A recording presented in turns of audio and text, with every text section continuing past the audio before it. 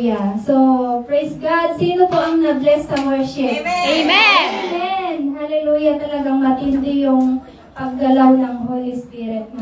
Kanina, amen? Lahat tayo ay napalaya. Amen. I need you, Lord. Hallelujah.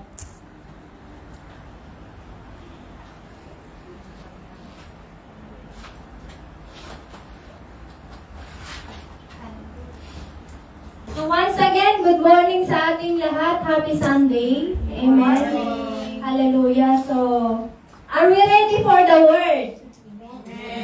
Yes, if we are ready, amen, settle down, prepare our spiritual heart, spiritual mind para i-receive ang salita ng Panginoon sa umagang ito, amen, and make sure na wala po tayong mamiss. Amen po ba? Amen. Hallelujah. And good morning, Pastora Emmy. Hallelujah. We miss you here. But though you are physically absent here, but we know that you are spiritually present with us in this place. So, see you po, Pastora Emmy, and we love you. Hallelujah. Amen. So, yung pinag-usapan po natin last Sunday is about overcoming offense. The spirit of offense. Amen. And I know na tayo po ay na-testing this week. Amen po ba? Pero napagtagumpayan natin. Amen. So, ang pag-uusapan din natin for today is about winning the war into our mind. So, are you ready? Amen. Hallelujah. So, may we all stand up and read the words of God in 2 Corinthians chapter 10, verse 3 to 5, and we read in King James Version. So, let's read together. For though we walk in the flesh, we do not war after the flesh. For the weapons of our warfare are not carnal, but mighty through God, to the pulling down of strongholds, casting down imaginations, and every high thing that exalts itself against the knowledge of God, and bringing into captivity every thought to the obedience of Christ. So let's remain in standing and let's pray. Father God in heaven, thank you, Lord God, for this wonderful day that we come here again to worship you, to honor you, Lord God, and to receive your words. Father God in heaven, Lord, open our spiritual heart, mind, and understanding, so that whatever words, Lord God, that comes from you, Lord, it will be implanted to the very tablet of our hearts, Lord God. And it will grow, Lord God. And Lord, it can help us, Lord God, to be renewed and to be transformed, Lord God, by the truth of your words, Father God. Lord, itago mo po ako sa iyong likuran. Without you, I am nothing, Lord God. Be our speaker for today, Lord, and I'm just your instrument. Bless your word, Father, in Jesus' mighty name. Amen and amen. May we all be seated into the very presence of the Lord. Hallelujah. Praise God. So, winning the war into our mind, mga kapatid. Naniniwala ba kayo na may digmaan sa ating mga isip?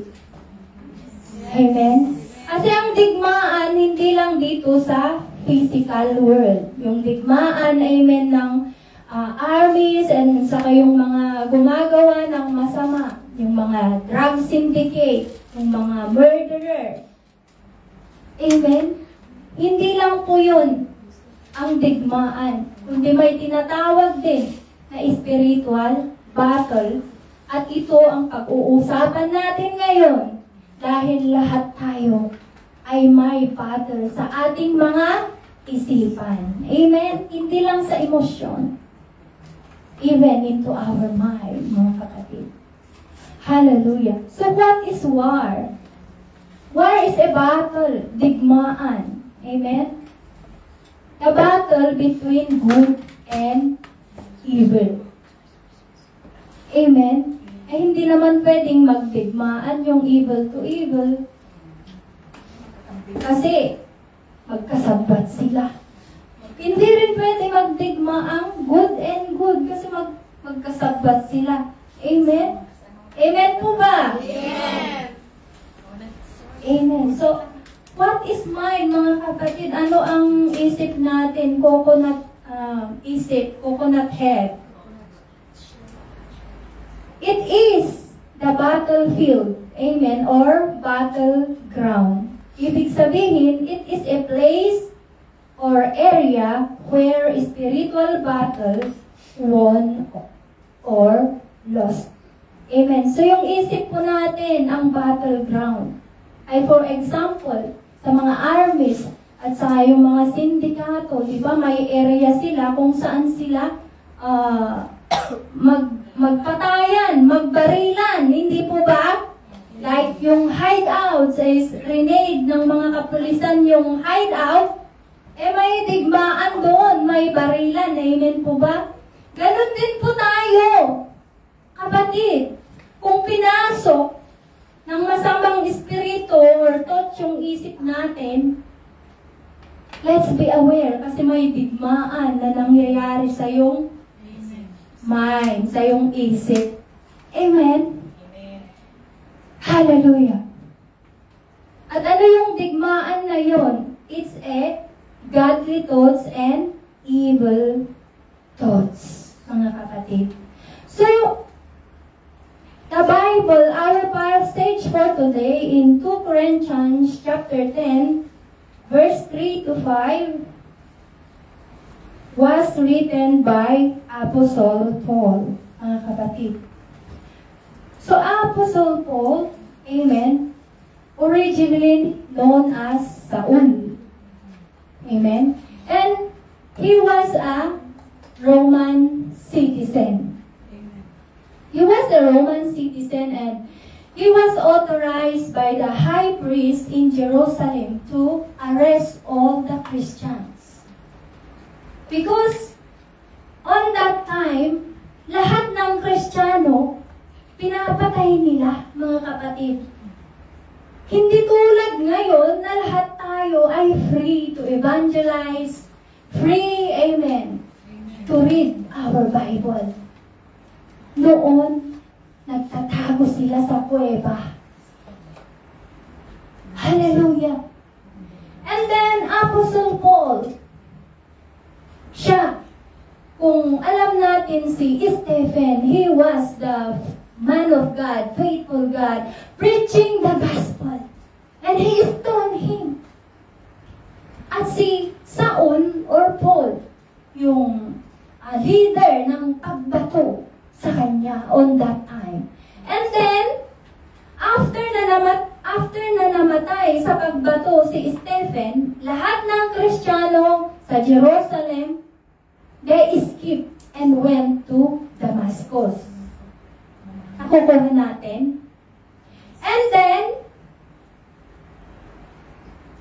Paul went to Damascus to arrest all the Christians. Lahat ng makita niya na Kristiyano doon, i-arrest niya para they will put on trial. Papatayin sila, mga kapatid. Can you imagine, mga Kristiyano, walang ligtas ang buhay. Nagtago na nga, hahanapin pa, mga kapatid. Hallelujah. Samantala tayo, ang lapit-lapit ng simbahan. Ayaw pa nating pumunta. Free na nga ang Biblia, ayaw pa nating basahin. Can you imagine that, mga kapatid? Hallelujah. Kaya mapalad po tayo.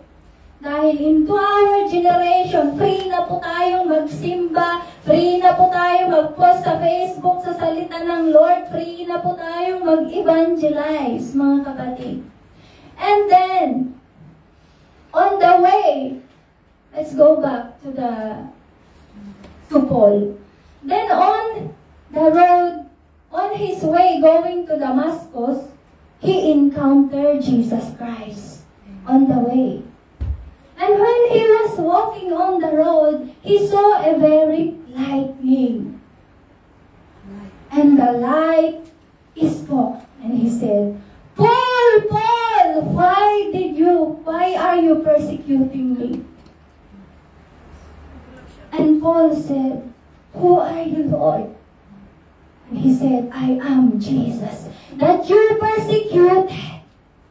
And then Paul dropped down on the ground and he get blinded. But God is still merciful to him. He sent him to Ananias, the faithful man of God, and God uses him, amen, to restore his sight. And beginning that time, that Paul encountered Jesus Christ, his eyes has been opened, and he embraced the faith. He embraced Christianity. And he began, amen, to be a slave for the gospel.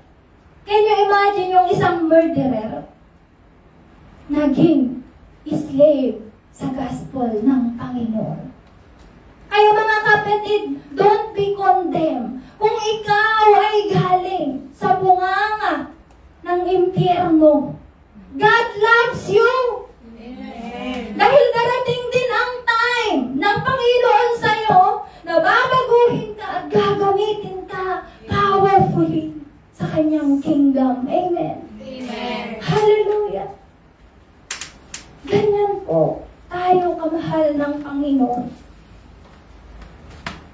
Hallelujah. There is no condemnation sa Panginoon. Hallelujah. Mahal na mahal niya tayo. Dahil pumunta siya dito not to condemn us or para tumingin ng perfect, but God, Jesus came here on earth like a doctor to heal the sick. Amen. To save the unloved people. Hallelujah. Thank you, Jesus. Amen. Nakukuha natin mga kapatid. Amen. Praise God. So, let's go back on 2 Corinthians chapter 10 verse 3. So, sabi dito, hallelujah, for we walk in the flesh, we do not war after the flesh. Kapatid. It means we are human. Amen. But we don't wage war as human do. Because this is a spiritual battle, mga kapatid. Nakikipagdigma tayo, pero ang digmaan natin dito ay spiritual. Hindi kunin mo yung itak para itaga mo na yung kasama mo. Or nagsuntukan kayo, or nagsabanutan kayo. Amen. Hallelujah. Spiritual battle, mga kapatid.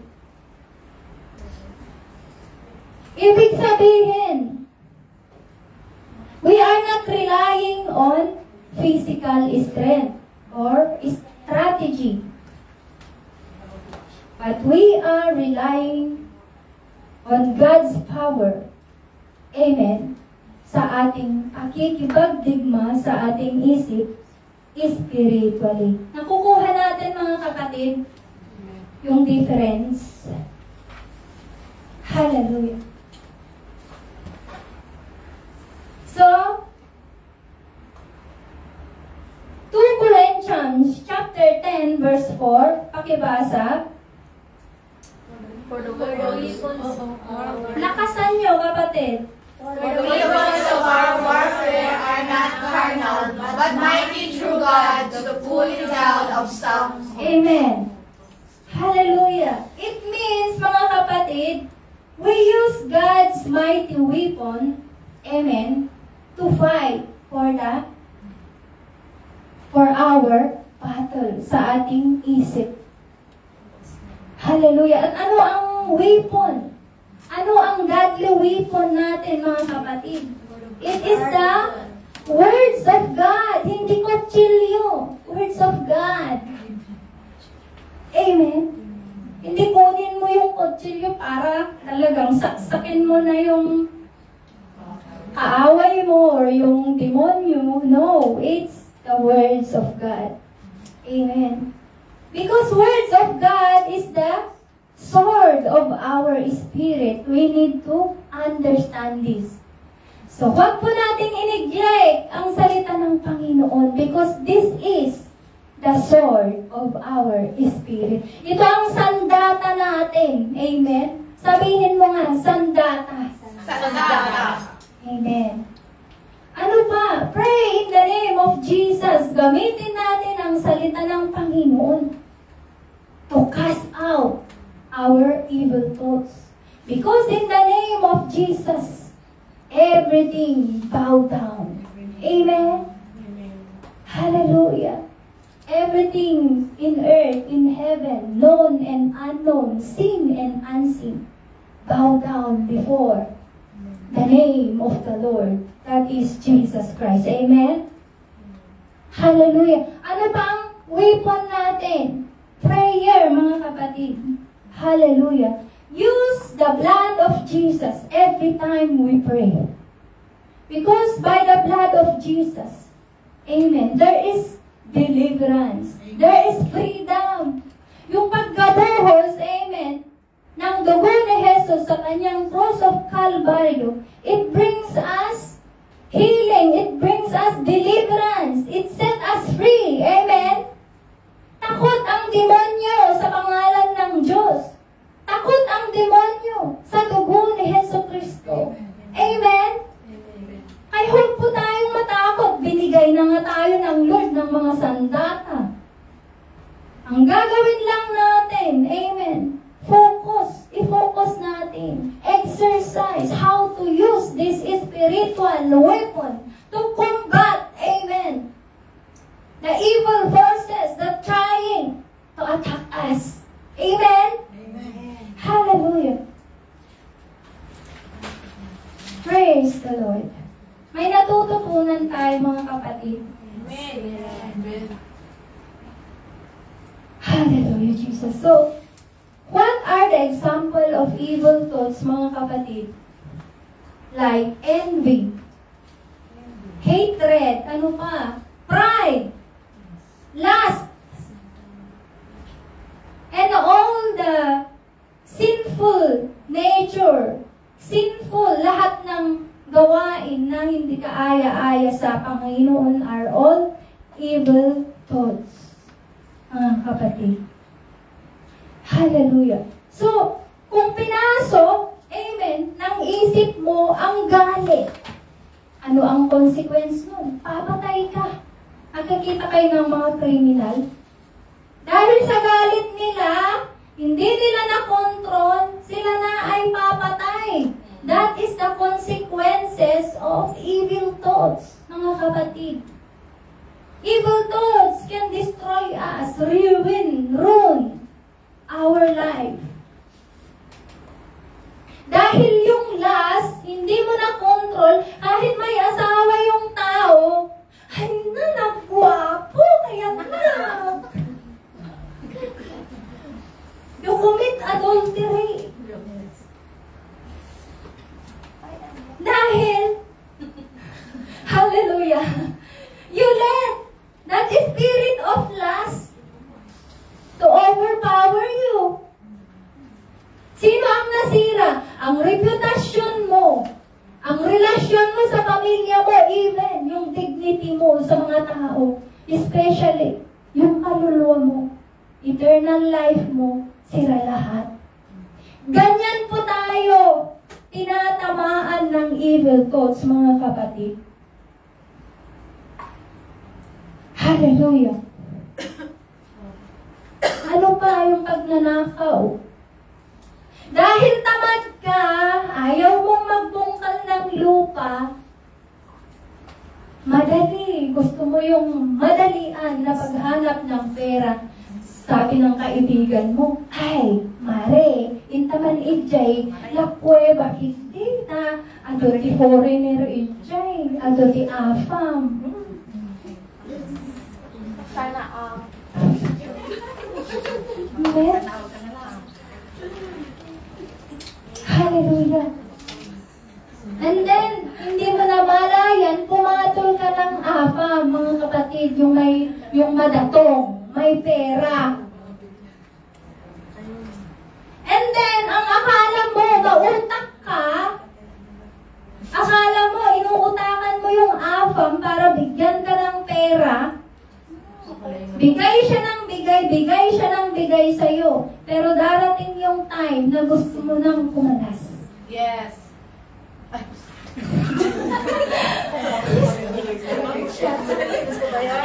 Ano yung ginawa sa'yo? Hindi libre yung binibigay sa'yo.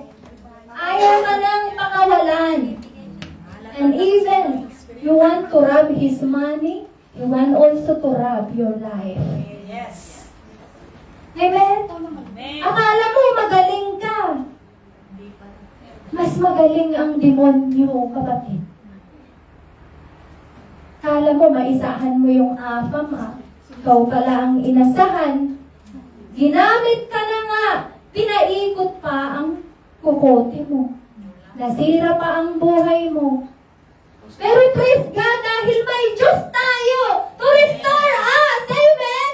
Amen. Hallelujah! Palagpakan nga natin ang Panginoon. Praise God. Buti na, may Diyos tayo that can restore us from the pit of hell which we deserve. Ganyan tayo kamahal ng Panginoon. Amen. Hallelujah, Jesus. Praise God. So it says in 2 Corinthians chapter 10 verse 5 sa main text natin. Pakibasa po.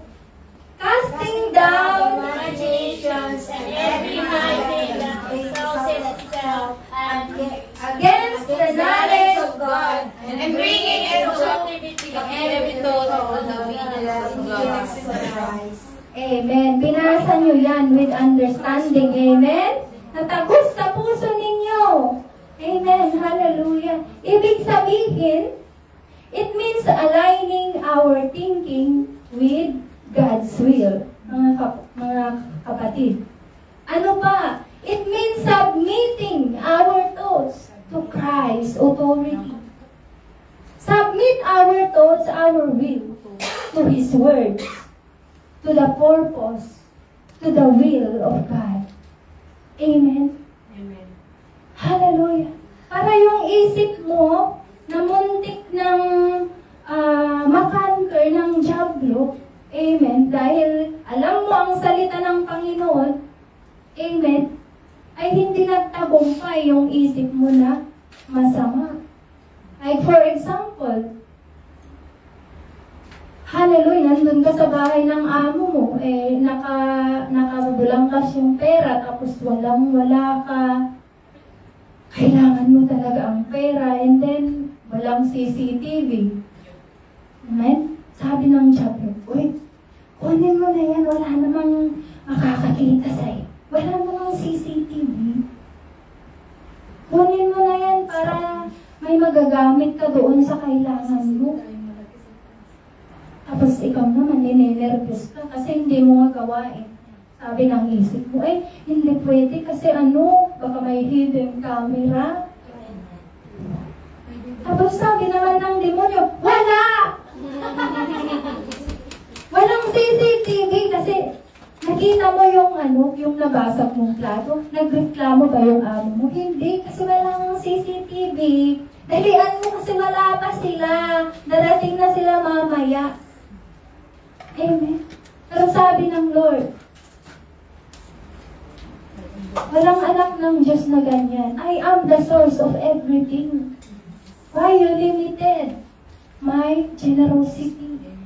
At doon po tayo magkaroon ng peace na, in Jesus' name, umanaw ka dito nga, Diablo! Anak nga, babatikin ka!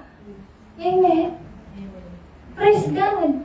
Kasi, hindi nagtagumpay ang voice of Satan. Amen. To conquer your mind. So, may digmaan doon, kapatid. Ano ang nagtagumpay? The godly thoughts. Amen? Amen. Nakaka-relate tayo? Amen. Diba? May dalawang boses na naririnig tayo. Amen? Ganyan po ang digmaan sa ating mga isip, mga kapatid. Like for example, in Genesis chapter 3, hallelujah, verse 1 to 6. So, hindi ko po nailagay dyan. So, nailagay ko ba? Genesis chapter 3, verse 1 to 6. Hallelujah. Wala? Ay, meron. Sige, pakibasa niyo po. Now the serpent was more crafty than any of the wild animals the Lord God had made. He said to the woman, "Did God really say, 'You must not eat from any tree in the garden'?" The woman said to the serpent, "We may eat fruit from the trees in the garden. But God did say, 'You must not eat fruit from the tree that is in the middle of the garden, and you must not touch it, or you will die. You will not certainly die," the serpent said to the woman, "for God knows that when you eat from it, your eyes will be opened, and you will be like God, knowing good and evil." When the woman saw that the fruit of the tree was good for the food, and pleasing to the eye, and also desirable for gaining wisdom, she took some and ate it. She also gave some to her husband who was with her, and he ate. Amen. So, ang highlight word po natin is, you will not certainly die, mga kapatid. Hallelujah. So, ano po ang insight dito, mga kapatid? You will not certainly die. The serpent said to Eve. Amen. Ano pong nakita natin dito? Satan injected the spirit of doubts. Injected the spirit of unbelief. Ano pa? Injected the spirit of disobedience. Unfaithfulness. Kay Eve. Nakukuha natin, mga kapatid. Hallelujah. Because Satan is so crafty. Because nagsiselos siya kay Adam at Eve. Kaya, he deceived them, mga kapatid. At dahil si Eve naman was not aware of yung deceitful thoughts na ini-inject ni Satan, the serpent, the ancient serpent sa kanya, nakinig siya. She listened to the serpent. Dahil nakita niya, amen, that the fruit of the tree is good to eat, and it's like, when you eat it, you gain wisdom. So, sabi niya, ay, oo nga pala.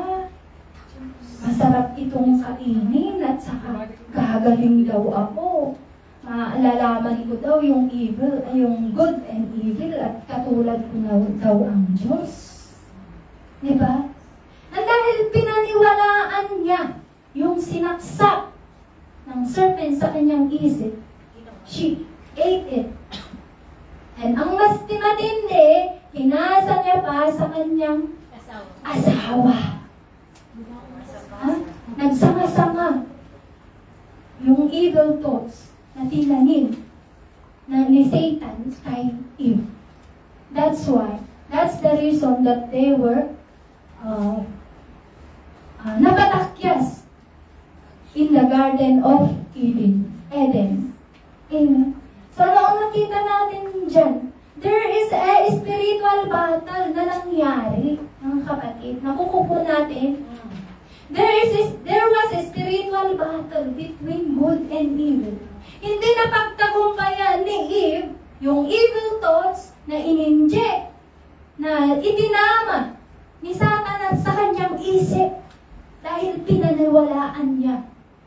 At ano ang consequence, mga kapatid?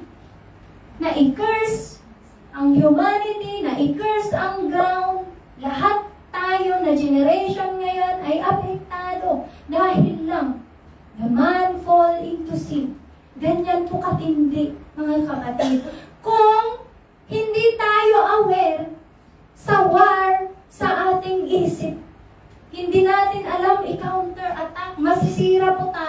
Hindi lang tayo, even our upcoming generation.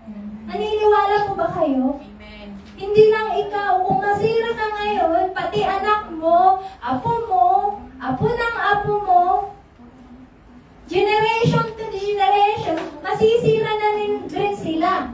Kasi there is a root na naitanim sa'yo. At kung hindi makat, yung root na yun ay mag-grow. At kahit thousand the generation mo kabsat, haan nga maikat dayta. It will continue destroy generation. Tulad din sa sakit, di ba? Sinasabi nila may history of cancer, may history of kidney, diabetes. Ganun din kasi may roots yung sakit. Na yun ay magsanga-sanga generation to generation. Pero kapatid, hallelujah, God will deliver our generation through the blood of Jesus. Amen? Amen. Hallelujah. It has the power to cut off any generational curse sa ating mga buhay. Yung generational curse ng broken family, andun ako. But we have hope and we have faith that God will cut off that generational curse into our life. Amen. Kung ang pamilya mo dating may magnanakaw, sa relatives mo, sa ninuno mo, lolo mo siguro, huwag kang mag-alala kapatid because God has the power to cut off that bloodline or generational curse into your family. Amen? Hallelujah. Ganyan katindi ang battle sa ating mga isip, mga kapatid. Hallelujah. So in connection to us, as followers of God, every day, every minute, there is always battle going into our mind. Naniniwala pa ba kayo? Everyday yan. Even sa bahay ng ating mga amo, even dito sa loob ng simbahan. Meron. Nagsasalita ako dito, but you hear two voices prompting into your mind right now.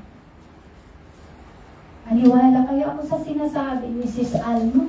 Paka-istorya na lang yun. Nagadungay, bagbagang dita. Amen. Hallelujah. There is always battle going into our minds between good and evil. But it's up to us if we allow these evil thoughts to control us or to destroy us or not. Mga kapatid. Hallelujah. Listen to this, mga kapatid. God promised us that in every spiritual battle, God give us the victory through our faith in Christ Jesus, through His death and resurrection. As God followers, we have the victory. Amen? Amen. Amen. Amen. Hallelujah. So, depende na lang sa'yo kung gusto mong magpatalo. Victorious ka na nga eh. Nagpapatalo ka pa. Nakukuha natin, mga kapatid. Hallelujah. So it says in 1 Corinthians chapter 15, verse 57, basahin po natin. Next, 1 Corinthians. 1 Corinthians chapter 15, verse 57. But thanks to God, He gave us the victory through our Lord Jesus Christ. Amen. Sa itatak po natin, amen, sa ating puso yan as a child of God. That we have Jesus Christ. And in every spiritual battle that we encounter every day into our life, we are victorious in Christ Jesus. Amen? Amen. Amen. Hallelujah. Praise God. Paniwalaan mo, kapag ikaw, kapatid, ay thoughts. Rebuke it. Get out the spirit of evil thoughts into my mind. The Bible says in 1 Corinthians 15:57, read it. With thanks be to God, He gives me the victory through my Christ Jesus. You can pray, we can pray the scripture. Amen? Because as I said a while ago, the words of God, amen, is the sword of our spirit. Amen. Hallelujah. So activate your life of meditation sa salita ng Panginoon. Meron ka namang Biblia, kapatid. Nagbubuot na doon sa suling. Nagmold. Ayaw mong basahin. Kasi yung ginagawa mong cellphone, chismis. Amen. Nandun na yung sandata. Sandata natin. That is the words of God. Binabaliwala natin. Kailangan po natin niyang basahin sa buhay para ma-sharpen ang salita ng Panginoon. Kahit napaka-sharp pa yan, kapatid. Kung hindi mo alam gamitin, ay wala. Amen. Kasi karamihan sa atin, nagbabasa ng salita ng Panginoon, pero hindi iniligay sa puso. They only take it, hallelujah, as information, pero no application. Hallelujah. Magpakatotoo na po tayo, mga kapatid. There's no time for us to play or to neglect ang ating pananampalataya sa Panginoon. Hallelujah. God give us all the weapon into our spiritual battle. Let's exercise it, how to use, amen, into our daily life. When the enemy is trying to attack us, apply the blood of Jesus. Pray the words of God. Amen. Hallelujah. Use His name to rebuke. Hallelujah. Para ikaw ay magtagumpay in every war into your mind. Amen? Amen. Nakukuha natin? Amen. Hallelujah. Mahirap bang unawain? Hallelujah. Praise God.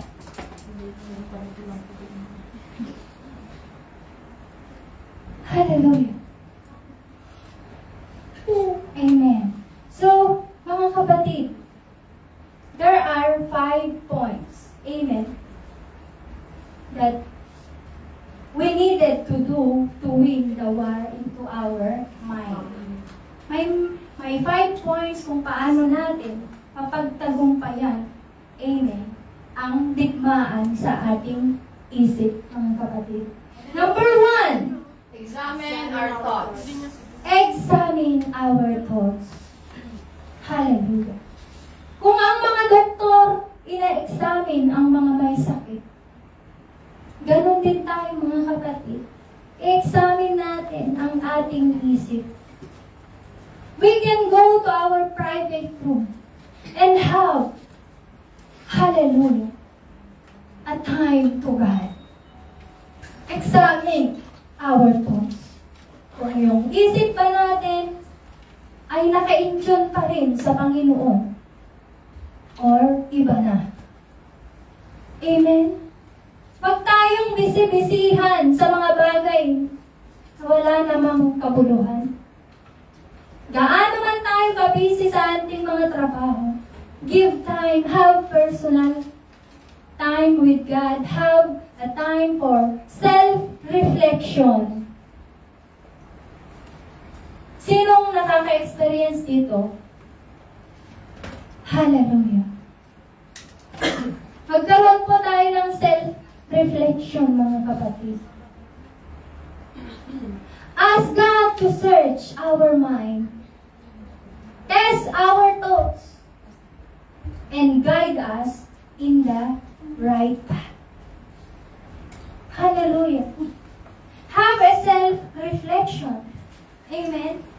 Seeking divine guidance, amen, in discerning our thoughts and motives. Hallelujah. Like for example, gamitin ko na lang ang sarili ko. Tumayo ba ako dito to gain praise for people? Tumayo ba ako dito para ipakita lang yung mga potential na ibinigay ng Diyos sa akin? Check my thoughts. Examine my own thoughts. And I examine my thoughts. Amen. I am here because I want to be used by God. I want to do the calling of God into my life. Yun po ang motive ko. Hindi para purihin ang aking sarili. Amen. Ganon din po tayo. Bawat pagtayo natin dito, anuman ang mga in-entrust ng Lord sa atin, dapat magkaroon po tayo ng right motive. Amen? Hindi wrong motive. At kung na-feel natin na umiiba na ang ating motives, amen, lumuhod tayo sa Panginoon and ask Him, amen, na iayos ang ating mga isip. Nakukuha natin? Amen. Hallelujah. At i-guide niya tayo sa tamang motives or pag-iisip. Hallelujah. Minsan kasi, may mga bagay-bagay tayong ginawa. Amen. Na ang akala natin, ginagawa natin yung para sa Panginoon. Pero hindi. Ginagawa natin para na tayo to gain praise for people. Hallelujah. Wala pa akong pinatatamaan. Tulad ng mga ibang preacher, mga kapatid. Maraming mga magagaling mag-preach. Amen. Pero ang question, ano kaya ang motive nila? Ano ba ang motive nila? Para ba sa Panginoon? Or para i-praise lang ng mga tao? Amen? Sana po walang ganun sa atin in this place. Kasi alam ni Lord, nababasa ni Lord ang motive natin, ang isip natin. Wala tayong maitago sa Kanya. Amen? Hallelujah. Nakukuha natin, kapatid. Nakukuha natin. Kasi, sayang lang ang laway ko dito kung hindi natin nakukuha. Amen. Like for example, sa bahay ng aking mga amo, mga kapatid, bunton ako ng trabaho. And then, daming labahan ba? And then, dahil wala yung mga amo ko, sabi ko, dahil sa dami ng labahan, yung basahan, yung basahan, sabi ng Satanas sa akin, Hoy, i-mix mo na yung basahan. Diyan sa labahan mo, para minsanan ang paglaba. Hindi naman nila makita yan, hindi naman nila ma-recognize yan eh. Tapos, di kinuha ko na talaga yung basahan na tinitignan ko yung gamit, tapos yung basahan. Tapos sabi ko, nag-stand ako doon. Sabi ko, ilagay ko na ba? Pero parang, nung prompting ba ng Lord, sabi niya na, uy, kahit naman wala yung mga amo ko, mahiya ka naman. Anak ka pa naman ng Lord. Nag-lead ka pa ng worship. Nagtuturo ka pa ng salita ng Lord. Tapos, ganyan ang gagawin mo. Uy, mahiya ka. Sabi ko, Lord, alam mo yun? Sabi ko, in the name of Jesus,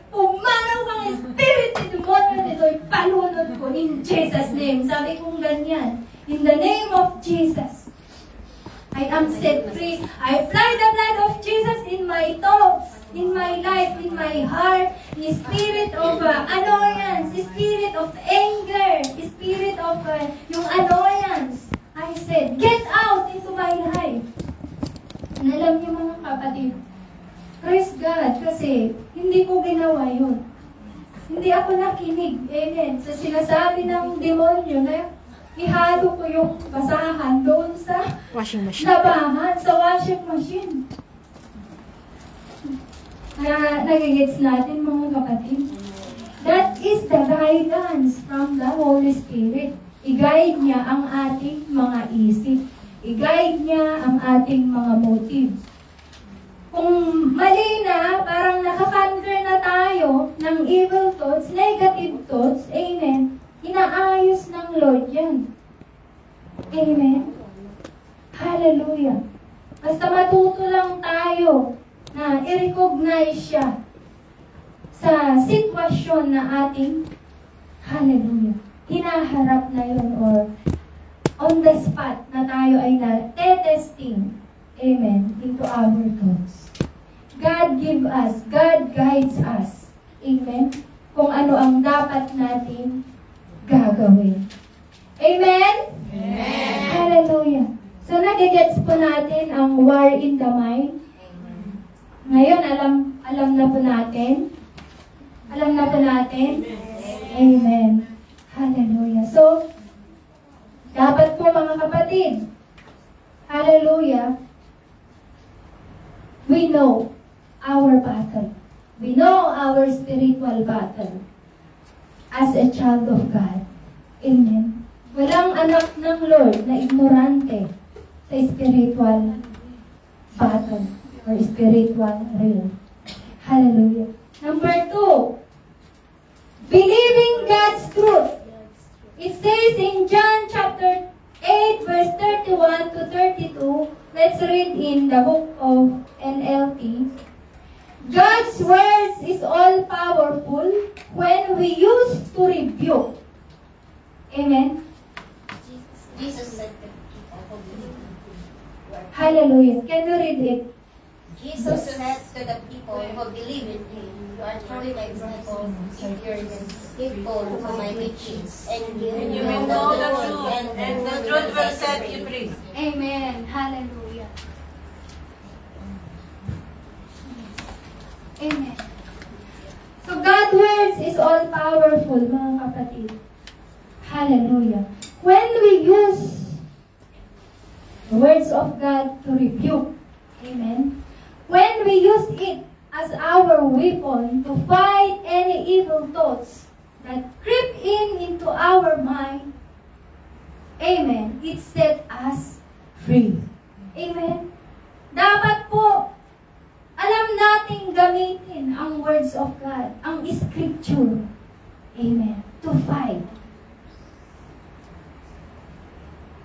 When we are in a battle, when there is a battle into our mind. Amen? Amen. Hallelujah.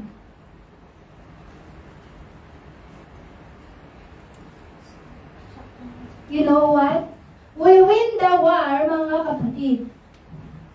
Because if we know the truth sets us Free. The truth sets us Free. Amen. Hallelujah. Kung alam natin ang katotohanan, tayo ay mapapalaya. Kaya kahit anuman ang i-inject, ipasok ng diablo sa iyong isip ng mga espiritu ng anger, espiritu ng hatred, espiritu, amen. Lahat ng espiritu that is not pleasing with God. Amen. When we know the words of God, when we know the truth, it sets us free. Amen? Amen. Hallelujah. I-practice po natin, kapatid, to pray using the scripture. Amen? Amen. So, itry natin na mag-memorize ng mga words of God about warfare or spiritual battle, mga kapatid. Dahil ito ay napakahalaga sa ating buhay. Dahil ang salita ng Panginoon, kung sinabi niya yan, ay gagawin natin. Hallelujah. Dahil mga kapatid, ilalim ko lang. There will be time that we discuss about this. There is a spiritual battle that is happening in the spiritual realm. Dito sa loob ng kwarto na ito, there is already battle here between demons and angels. Mga kapatid, hindi man natin nakikita into our eye, naked eye. But when we have that spiritual discernment, nafe-feel natin, nakikita natin yan. Amen. So bilang isang Kristiyano, kailangan natin malaman in every day of our life, we have spiritual battle. And we should learn how, amen, to fight. Amen. You know how to fight. Hindi lang nagaganon ka lang doon. Hayaan mo na lang yung demonyo na i-occupy ka hanggang ikaw ay mamatay spiritually. Buhay man ang laman mo, pero yung spirit mo, tinabunan ng maraming espiritu ng demonyo because you don't know how to fight for your battle. Amen? Amen. Hallelujah. Praise God. It says in Luke 10:19, I give you all the power to trample the snakes and the scorpion and to overcome all the power of the enemy. Nothing can harm you. Amen. Yan ang sword ng ating spirit. At whenever the evil thoughts, amen, is targeting our mind, hallelujah. Like for example, hallelujah. Sabi ng Diablo, iwanan mo na yung asawa mo kasi babaero. Iwanan mo na. Tapos, ang lalaki ka na rin. Maganda ka, maraming magkagusto sa'yo niyan. Diba? Nagkaapoy gamit din na ya.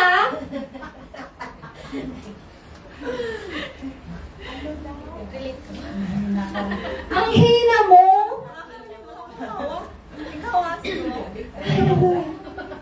And you are, like for example, Honeybee. Si Honeybee. Si Honeybee na. Hallelujah. Nang babae yung asawa niya. Na siya naman, kahit chubby si Honeybee natin, maganda. Wala akong asawa. Boyfriend. Hallelujah. Nasa dahil maganda si Honeybee, maraming afam na magkagusto sa'yo. Ay, hindi naman ako patatalo. Kung kaya mo, kaya ko rin. Binablock ko lang ngayong mga Ano ako? Kapoy? Papatay yung singili sa'yo. Men? Hallelujah. But because Honeybee is already know the words of God, Honeybee will say, I rebuke you, demons, into my mind. Cast out right now in Jesus' name. God give me the authority to trample the snakes and the scorpion and to overcome all the power of the enemy. Nothing can harm me. In the name of Jesus, go into the pit of hell which you deserve. In Jesus' name. Ganon si Honeybee. Amen. Kaya siya napalaya at lalong ginamit ng Lord. Amen. Hallelujah. Ganon po tayo dapat lahat. Hindi lang si Honeybee natin. Amen. Lahat tayo dito. Amen. Hallelujah. Ang mga anak ng Diyos. Hallelujah. They know how to fight spiritually in this church. Amen? Hallelujah. Praise God. Hallelujah, Lord. Ay, bigla akong naalala si Pastora Amy. Hallelujah. Amen. Kung ano ang nakikita natin spiritual mother natin, it will also flow to us. Amen? Hindi naman po pwede. Yung nanay natin spiritually is know how to fight for his battle. Tayo ng mga anak niya, lupay-pay. Amen? We will not allow that. Amen? Amen! This church is a royal church in Jesus' name. Can we receive that? Amen! Receive in Jesus' name. Receive in Jesus' name. Hallelujah. Amen. Isulat mo po yung Luke 10:19. If gusto nyo yan. That is my favorite. Amen. Bible verse. Luke 10:19.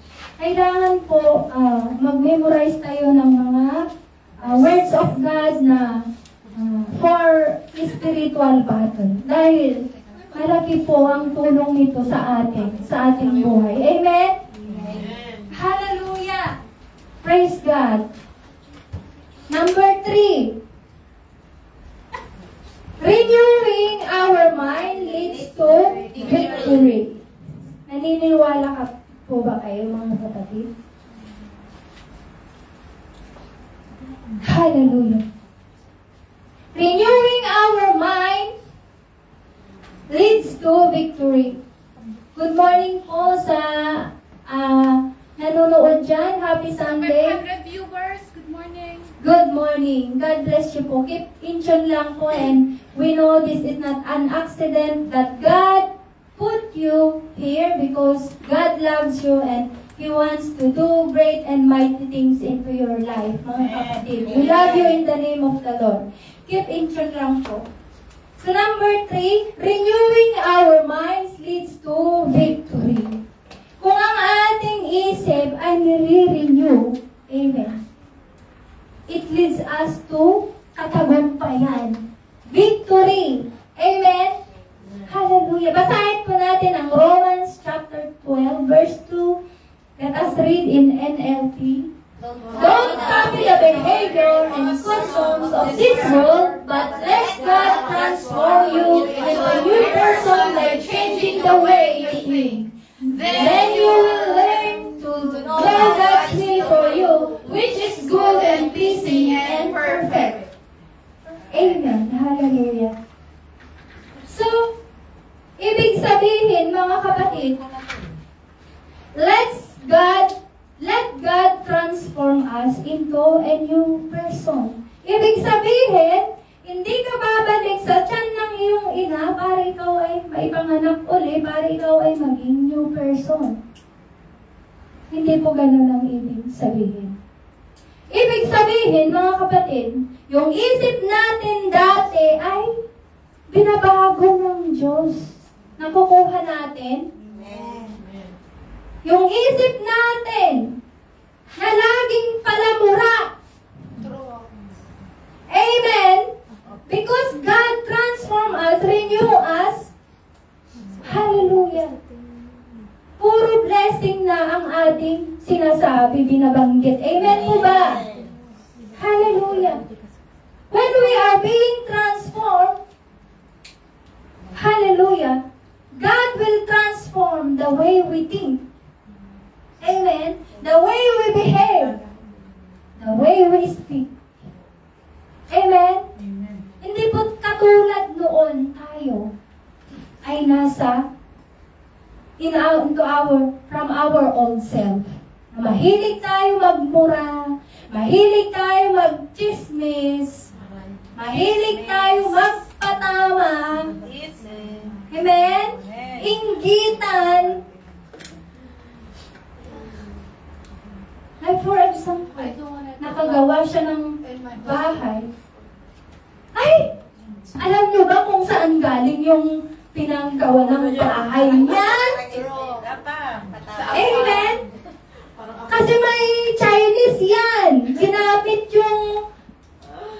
Sorry, I will not want to use it.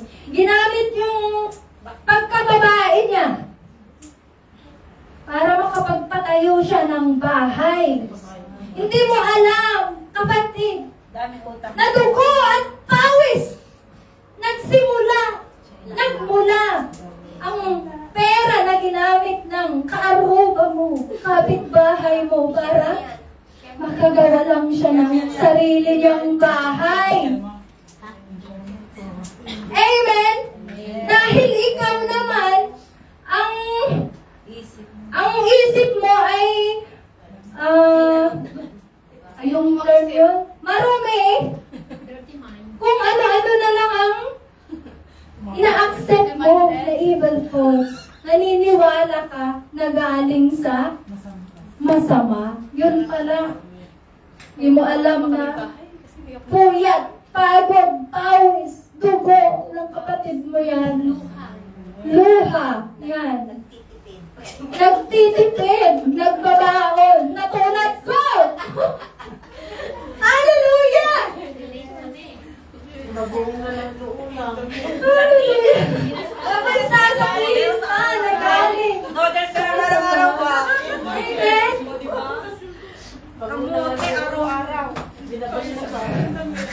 Pero praise God, dahil anak tayo ng Diyos, amen, ang isip natin na gano'n, noon, it changed, it transformed. Isipin natin, wow, na-bless naman si Sis Ellie kasi may bahay na siya. Ganyan kabuti ang Diyos sa atin.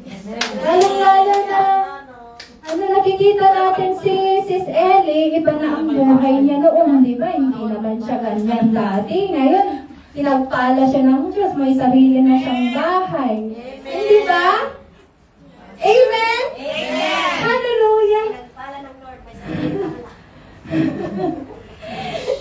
Ganyan po, mabago ang ating mga isip. Binabago ang Diyos ang ating mga isip.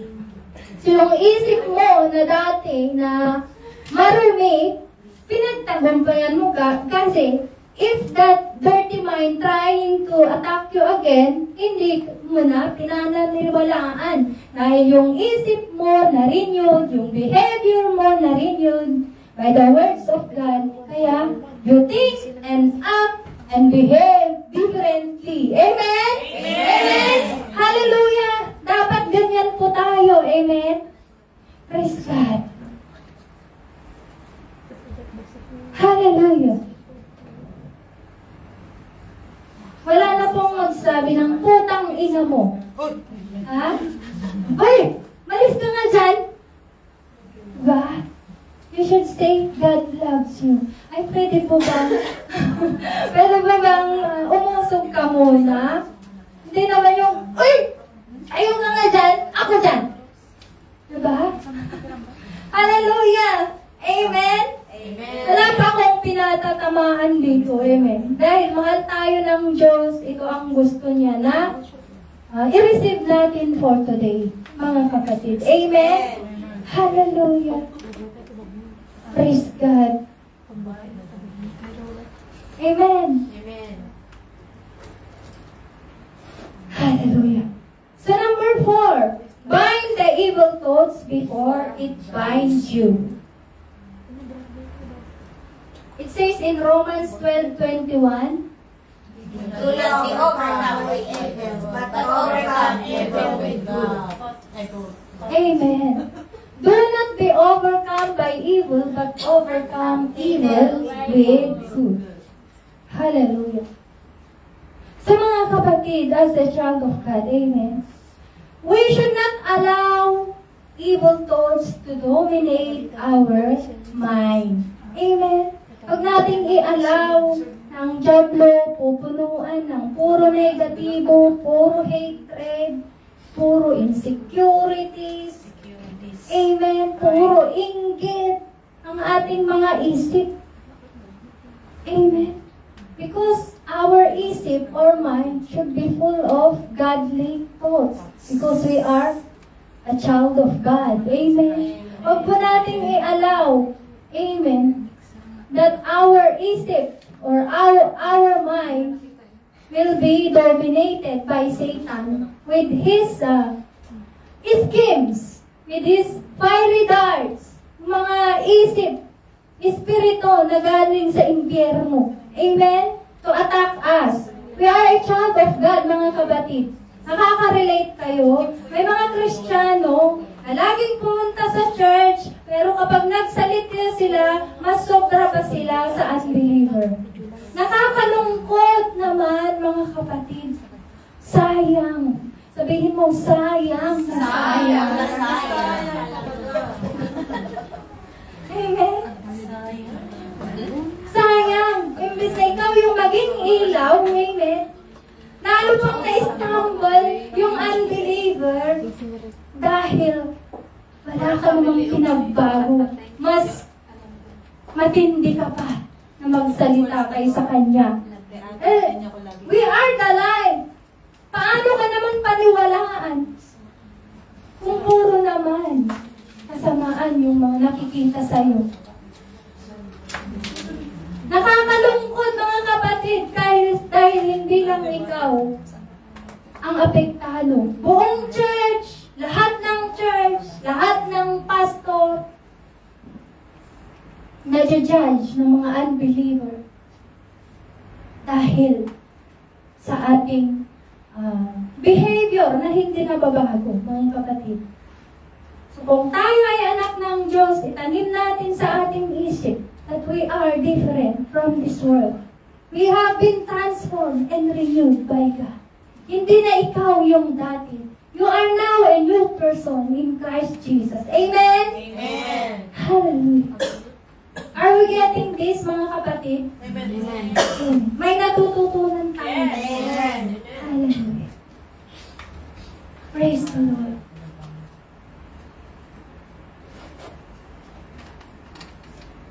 Hallelujah. Praise God.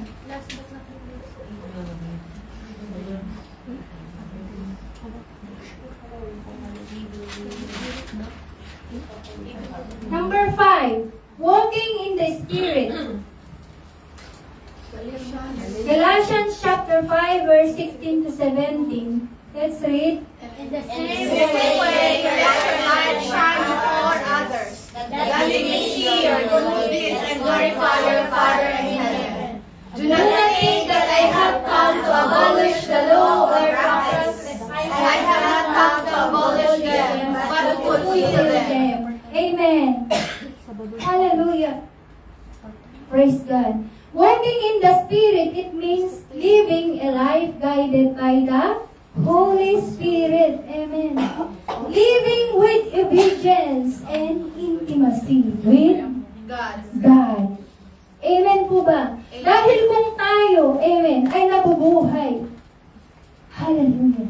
That has been guided by the Holy Spirit. Nandun po yung obedience natin. Nandun po yung intimacy natin sa Panginoon. Kahit anong kampon ng masasamang isip ang itapon ng demonyo sa ating isip, we will never receive it. Amen? Amen. Dahil we are Spirit-filled. Punong-puno yung isip natin ng more godly thoughts. So, paano pa makakapasok ang ating kaaway? Amen? So, we are Spirit-filled. Walking in the Spirit, mga kapatid. We win the war into our mind. Naniniwala po ba tayo? Amen. Amen. Hallelujah. So let's desire, amen, in every day of our life, we walk in Spirit. Amen po ba? Amen. Hallelujah. It says in Galatians chapter 5, verse 16 to 17 in NIV, walk by the Spirit and you will not gratify the desire of the flesh. Maliwanag, kapatid. Walk in the Spirit. Amen. Para yung desire ng ating flesh, ibig sabihin ng flesh, ang ating emosyon. Di ba, tinuro ko rin sa'yo ang emosyon. Kasi ang emosyon, ito ang target ng kaaway. Once yung emosyon mo ay napasok ng mga negative thoughts, mga kapatid, it ruin your mind. At kung ano ang nasa isip mo, yun ang action mo. Yun ang action mo. Amen? Pero kung tayo is working in the Spirit, kahit ano man ang itapon ng diablo sa emotion mo, sa hinaan mo, sa isip mo, siw-siw lang yan, kapatid. Isang sitik mo lang yan, hindi ka matatalo. Amen? Sabihin mo nga, isang pitik lang. I am victorious in Christ Jesus. Amen? Hallelujah. Siw-siw lang, kapatid. Sabihin mo nga natin, siw-siw. Yeah, siw-siw. Hallelujah. Sisiw lang yan. Like for example, magbibigay tayo ng example dito. Mga kapatid. Hallelujah. Praise God. Jesus fast for 40 days and 40 nights. Mga kapatid. And he was hungry. Amen? And on that time, Satan came and tried to tempt him. Alam natin yung story niya. Yes.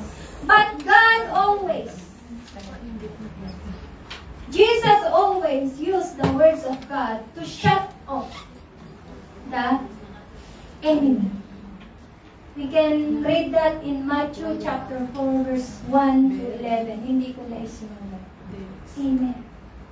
Hallelujah. Anong nakita natin dito sa buhay ni Jesus Christ? Nagutom siya. Dahil nag-fast siya. Nag-fasting siya ng 40 days and 40 nights. Kaya ba na natin yun? Amen. Sabi ng demonyo, ay, gutom yun. Kayang-kaya yun. Kahit siya ang anak ng Diyos kasi nagugutom na siya. Kayang-kaya ko yung pasukin. Sabi niya.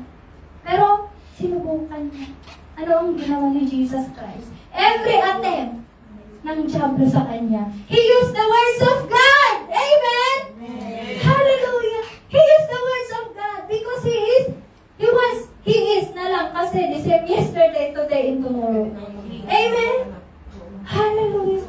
Napagtagumpayan niya because he used the words of God. Hallelujah. Into his battle. Amen? Hindi siya naniwala sa mga sinasabi ng diablo to attack him.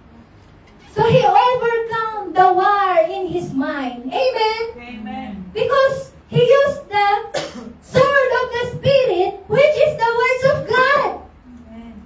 Kailangan po mga CCF, ganun din po tayo. Utak Jesus Christ. Amen? Use the words of God. The sword of the Spirit, which is the words of God. Amen? Hallelujah. Amen po ba? Amen. Hallelujah. Praise God. Not only today, but i-desire natin in every day of our life. Lalo sa Pilipinas, mga kapatid. Pag-uwi natin sa Pilipinas, maraming testing. Pero doon po natin mai-apply ang ating mga natututunan. Amen. Amen. Hallelujah. Doon na-test ang ating faith. And how we can apply ang mga natututunan natin. Amen po ba? Amen. Hallelujah. Praise God. So mga kapatid, hallelujah. The spiritual war or spiritual battle is real. Naniniwala po ba tayo dyan? Mga kapatid? Naniniwala tayo? Amen. Amen. Bakit parang isa lang ang nag-amen? Amen. Amen. Hallelujah. Sabi ng diablo, uy, huwag kang mag-amen. Amen? Amen. Natatakot ang diablo. Amen. Hallelujah. It says in Ephesians chapter 6 verse 12 in King James Version. Let's read.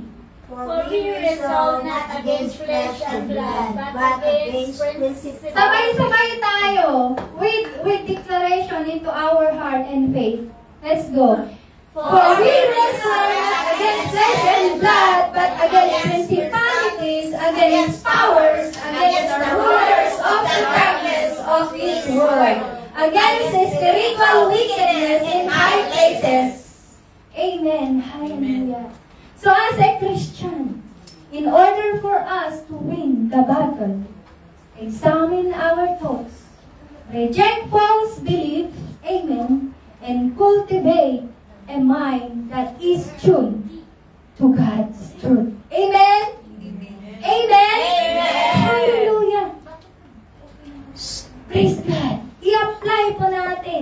ang mga 5 points na ito.